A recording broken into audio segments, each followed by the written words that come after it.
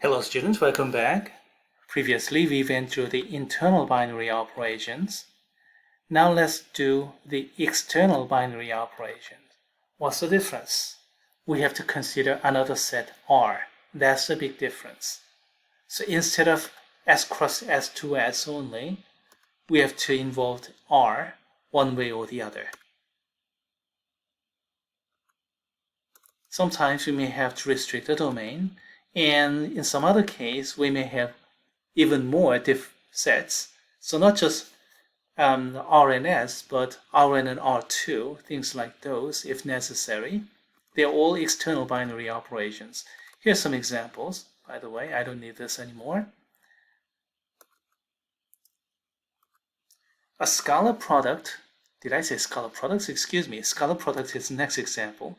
The scalar multiplication is a very, very typical example of this category.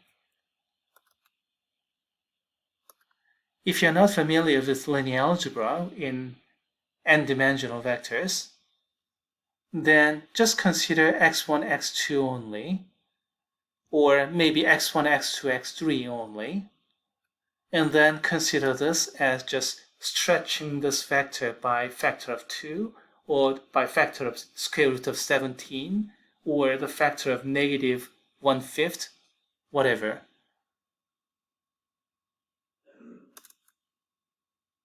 And C has to be scalar, and V has to be vector, and multiplication yields a vector.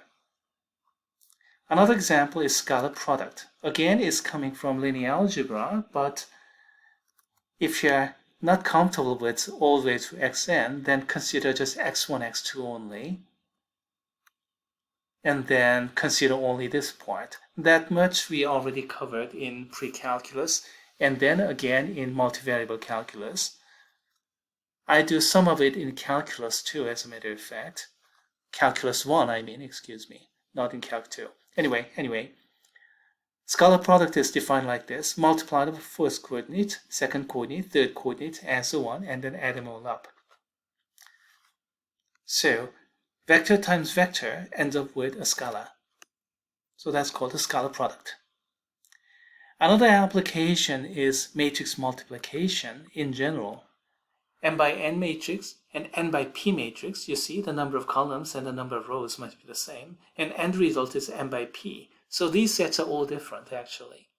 So it's an external multiplication in the most strict sense, but of course I can restrict all those into the set of all matrices, or at least a set of all finite matrices, and then do it from there. But if I do that, then restricting the domain is a little bit different issue.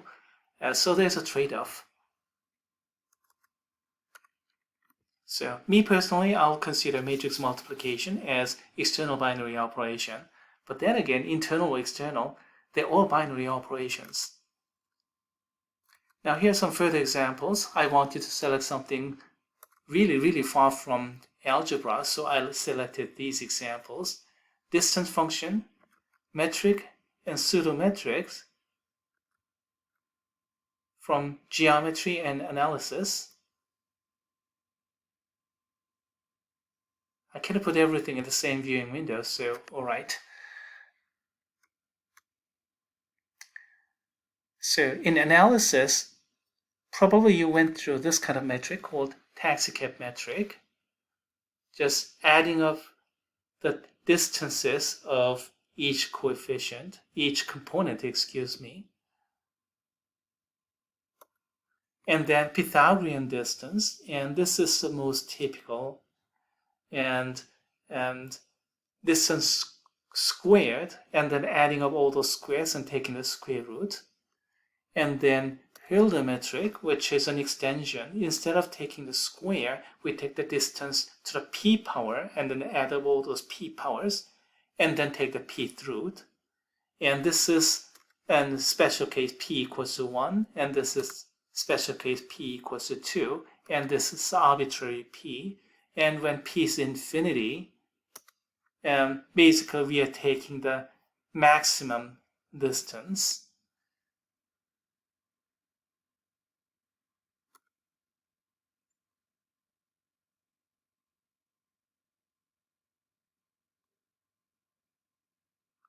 I set it backward. Excuse me, this should be minimum distance.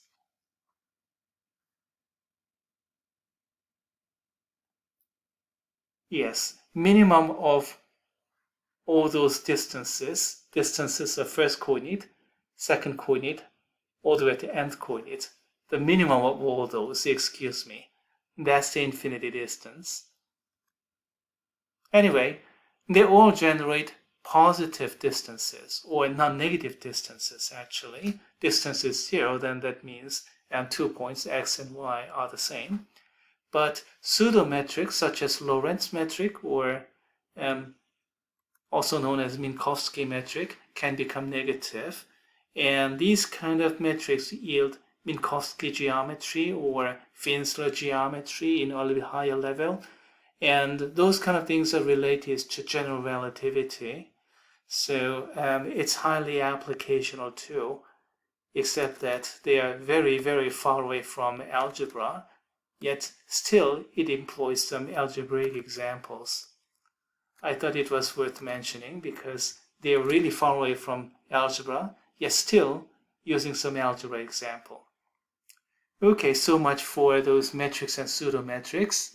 I'll never come back to any of those. And then let's take some time for ternary and higher operations. We can always get ternary or higher operations by repeating binary operations many times. But there are some operations that are intrinsically higher. One such example is linear combination, defined like this. So we have n scalars and n vectors. Because I didn't want to get confused, I use superscripts for those vectors to avoid confusion. So they are not n powers, all right? Those are just superscripts distinguishing A1, A2, A3, and so on and so forth, because subscripts are used for scalars here. That is actually a typical thing we do in linear algebra, by the way.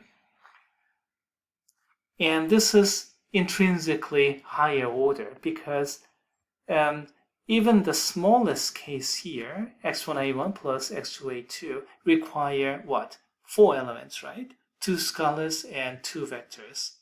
So this is intrinsically higher. Yes, it is possible to reduce it further into a scalar multiplication, another scalar multiplication, an n scalar multiplication, and then adding them all up as vector addition. We can approach like that too. But if you combine those as an algebraic operation, we get intrinsically higher order operation called linear combination. Another example is determinant operation. That one is really intrinsically higher order. And the determinant, well, if you haven't taken linear algebra, then you may not know what that is, but still, determinant operation, that's an example of intrinsically higher order operations. Of course, you can artificially create higher order operations by repeating binary operation many, many times. If we do it twice, then you get ternary. If we do it 3 times, then you get four-ary or quaternary. Oh, never mind. You can get higher order operations simply by repeating binary operations. Okay, that completes everything in terms of theory, and we're going to talk about a computational example in a separate video, so stay tuned.